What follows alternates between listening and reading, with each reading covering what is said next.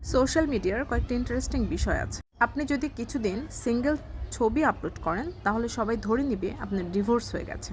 আবার হুট করে যদি আপনারা ফ্যামিলি ফটো দেন, একসাথে শেয়ার করেন, তাহলে তারা বুঝে নেয় আপনাদের আবার মিল হয়ে গেছে।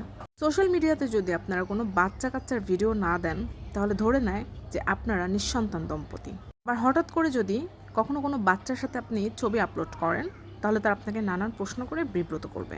এই যেমন বাচ্চাটা কি আপনার এই পক্ষের না অন্য কোনো পক্ষের, অথবা বাচ্চাটা কে আমাদেরকে জানান। সোশ্যাল মিডিয়ার আরেকটা মজার ব্যাপার হচ্ছে, হঠাৎ করে যদি কোনো কিছু ভাইরাল হয়, সেটা যত নোংরা পরিবেশেই হোক না কেন, সেখানে মানুষ হুমড়ি খেয়ে পড়বে। সবচেয়ে আরেকটি মজার ব্যাপার হলো, সেই ব্যক্তিটি এখন পড়াশোনা জানুক, সেই ব্যক্তিটি কোনো স্ট্যান্ডার্ডের হোক, কোনো লেভেলের হোক বা না হোক, মানে একদম খ্যাত থেকে উঠে আসা কোনো ব্যক্তিও যদি হয়, ধরেন জীবনে কখনো স্কুলে যায়নি, পরিষ্কার পরিচ্ছন্নতা কি তার কিছুই নেই, কিন্তু সে সোশ্যাল মিডিয়াতে ধরেন উল্টাপাল্টা একটা গান গেয়েছে, ওমা, সে কিছুদিন পরে ভাইরাল হয়ে যাবে। এবং তার কাছে গিয়ে কিছু ব্যক্তি আছে যারা মোবাইলের একটা ক্যামেরা আছে, ওটা দিয়ে ধরে তার সামনে ভিডিও বানানো শুরু করে দেবে। বাহ! সোশ্যাল মিডিয়ার আরেকটা ইন্টারেস্টিং ব্যাপার হচ্ছে, আজকে যদি সাকিব, অপু বিশ্বাস এবং বুবলিকে নিয়ে কোনো টপিক তৈরি করা হয়, ওমা, কালকে দেখি সানবিজ বাই তনি এবং তার হাজব্যান্ড শোয়েবকে নিয়ে ভিডিও তৈরি হয়ে গেছে। এর মাঝখানে হঠাৎ করে রাজনীতিতে ঢুকে পড়ে এনসিপি, তারপরে জামায়াত, তারপরে শুরু হয় বিএনপির বক্তৃতা। এর মাঝখানে আবার ঘি ঢেলে দেয় আওয়ামী লীগের ছোট ছোট ঝটিকা মিছিল। হুট করে শুনবেন বাসে আগুন। আবার যখন কোনো নিউজ থাকবে না, তখন দেখবেন সবজির দাম বেড়ে গেছে।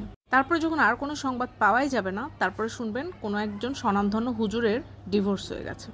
এই খবরটা হতে না হতে শুরু হয়ে যাবে আরেকটা খবর, ডাস্টবিনে বাচ্চা কুড়িয়ে পাওয়া গেছে, হাসপাতাল থেকে বাচ্চা চুরি হয়েছে। এটা তো কয়েকদিন চলতে চলতে আবার শুরু হয়ে যাবে কি, সিএনজিতে করে উল্টা পথে অন্য একটা তরুণীকে ধরে নিয়ে গেছে সিএনজি চালক। তারপর শুরু হবে রাসেল ভাইপারের উৎপত্তি। তারপর কিছুদিন পর শুরু হবে শুধুমাত্র ভূমিকম্পের খবর।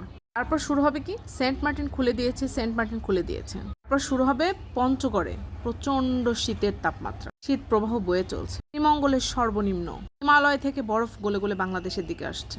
তারপর হঠাৎ একদিন শুনবেন পরকীয়ার জের ধরে স্বামী স্ত্রীর মধ্যে খুব খারাপ অবস্থা।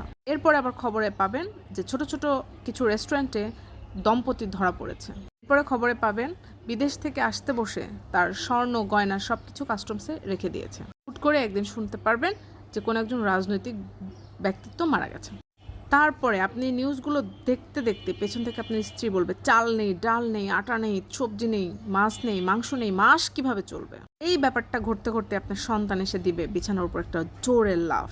এটা নিয়ে আপনার হবে মাথা গরম, আর স্ত্রী দিবে বাচ্চাকে পিটানি, শুরু হয়ে যাবে সংসারে অশান্তি। এবার আপনার সংসারটা একটা বড় নিউজ।